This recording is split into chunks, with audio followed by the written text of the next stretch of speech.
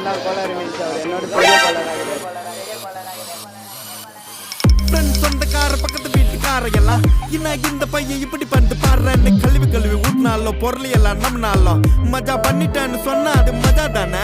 அவங்க ஏன் அப்படி சொல்றாங்கன்னு எனக்கு தெரியும். ஏன்னா எல்லாம் நேரமும் கை கூடாது நினைச்சு காரியம் எது வந்தாலும் தப்பாத்துக்கலான்ற தைரியம் விட்டுட்டு போனதை நினைச்சு ஃபீல் பண்றது நேரம் வரையும் குனிஞ்சா குத்து ஊருக்கு நெஞ்சு நிமித்தி காட்டுன்னு சொன்னாருடா போய் தனுசு த கேட்டு லாஜிக்கே இல்லாம பரப்புறானுங்க ஹேட்டு.